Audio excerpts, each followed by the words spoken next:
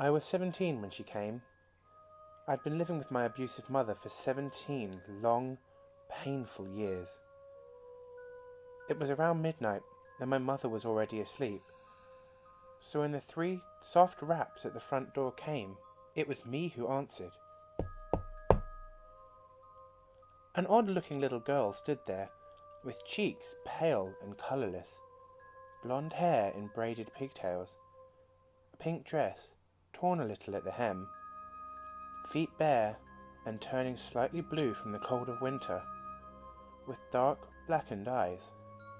Fathomless, deep black eyes. I quickly let her in, thinking of how horrifically underdressed she was. It wasn't until later I'd wonder why she'd not been shivering, or even question as to why she was here in the first place.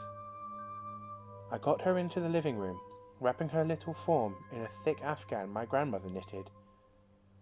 She held it, though it didn't seem to affect her, and I smiled.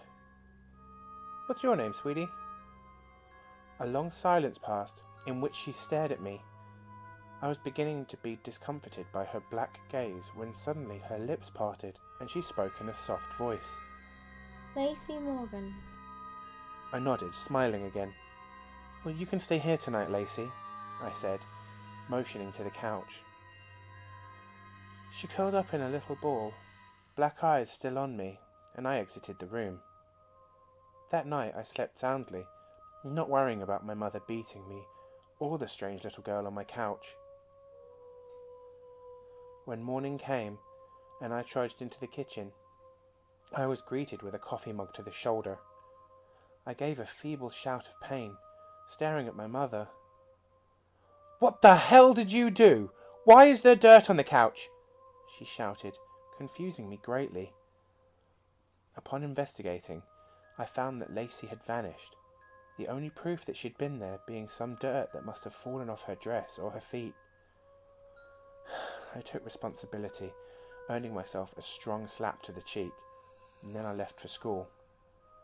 While there, I heard some news that sent chills down my spine.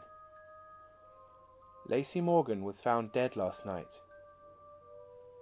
I passed the day waiting for any more news on the subject, but found none. Upon arriving home, the news was broadcasting a live report on her, though. Lacey Morgan, 6 years of age, was reported dead at 7 last night.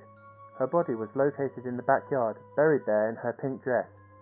So far there has been no sign of her mother, Melissa Morgan, who is suspected to be the killer. Melissa has reportedly abused Lacey many times and may be responsible for her death. Suddenly, a picture of Lacey appeared on the screen. She appeared very similar to how she had been when I met her. Blonde hair in braids, pink dress, pale face. Only this time her cheeks had some colour, and her eyes weren't black, they were baby blue. To most this would seem unimportant, but to me it was everything. She'd died before she even arrived at my house, if what the newscaster said was true. Died hours before. I tried to play it off, going about my business. I went to bed early so as not to have to see my mother. It was around midnight when I awoke, to cool fingers stroking the raised bruise on my cheek. I sighed, leaning into the small hand. Never again, Lacey whispered, before her hand vanished. Not 10 minutes later I heard my mother screaming. I rushed into her bedroom, nearly fainting at what I saw. My mom was thrashing wildly on the bed, a small creature having buried its face into her chest. I could hear the sound of flesh tearing, and my mother's screaming increasing in volume. I wish I hadn't got up at all. Later on, I'd tell myself that I hadn't, that I'd been asleep, but the truth was, I had gotten up. So when Lacey pulled back from the gaping hole in my mother's chest cavity, I had a perfect view of her razor-sharp teeth glinting in the light, glinting with my mother's blood. She smiled innocently at me for a moment, before swiftly tearing out my mother's jugular. Then I did faint, and when I came to, I was in my bed.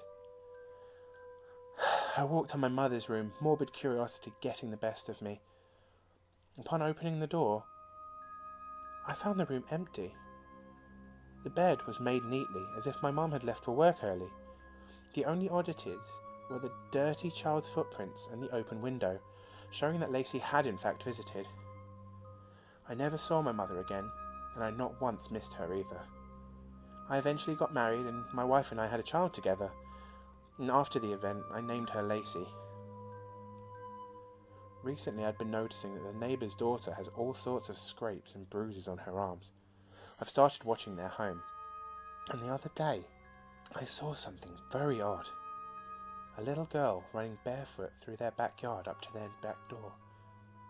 It was around midnight, so I couldn't be exactly sure what I'd seen, but I was certain she'd met my eyes with her black ones, and I could swear she mouthed two simple words at me. Never again.